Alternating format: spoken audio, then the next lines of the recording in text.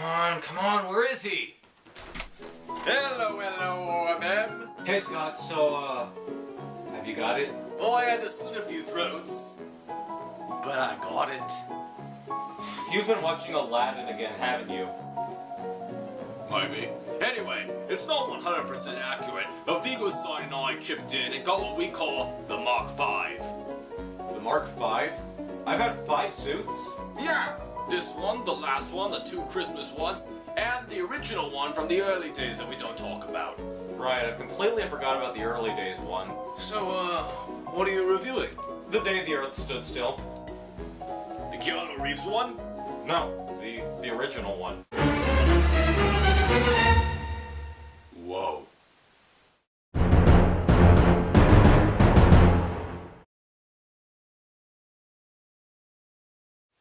Man, this is a really good sweater. Oh, hello and welcome. As you can tell by the title, I'm the obsessed movie man, O.M.M. Before we start today's review, let's give a little history lesson.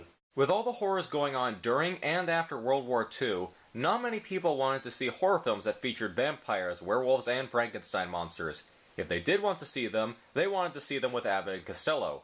So the horror genre had to adapt, leading to monsters that were made for the nuclear age. Monster films like Godzilla and Them were examples of monsters affected by mankind's misunderstanding of science, playing God, and so forth.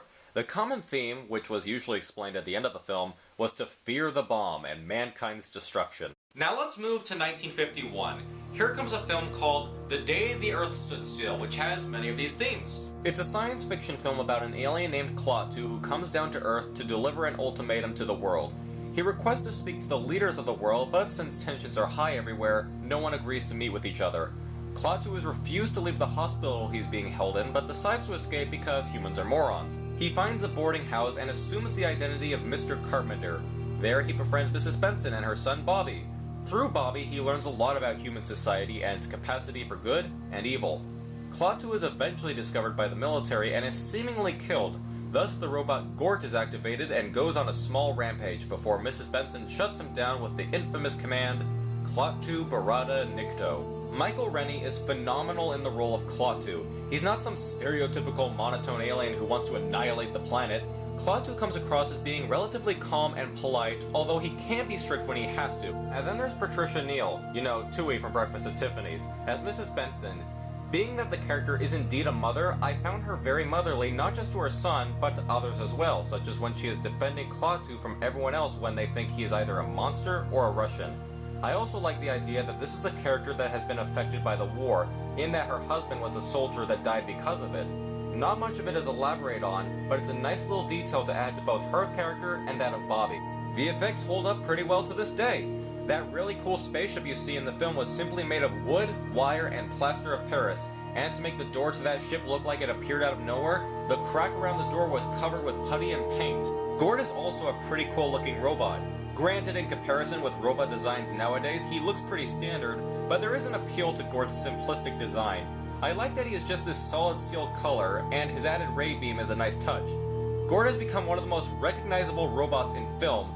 Even if you have not seen this movie, odds are you have seen Gort in some form of media. Another aspect of the film that I love is how much it takes itself seriously.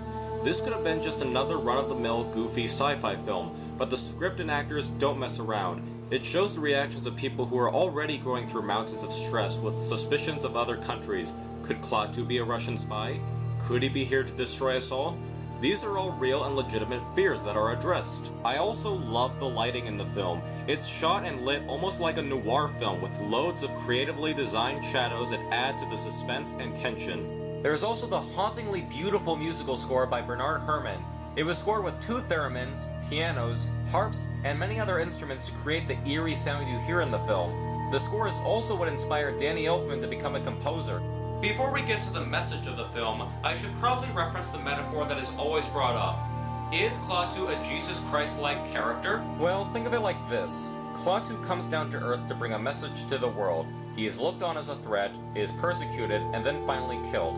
Then he is brought back to life, gives his message, and ascends to the skies/the heavens. Man, Klaatu only needed a scene where he walked on water and then the message would be completely hammered into your head. Oh, and speaking of hammer, you know that Jesus was a carpenter, right? And what does Klaatu take?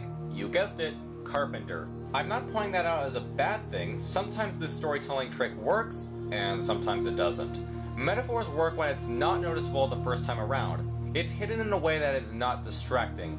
We don't have to be constantly reminded that Klaatu is like Jesus, but these little references that happen minimally throughout the film is not entirely bad.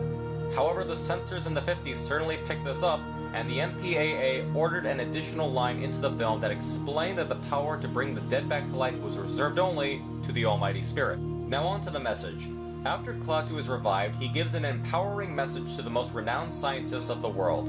Klaatu explains that the other worlds are fearful of the nuclear power that the Earth has created, and does not want the planet to bring their childish war to other planets.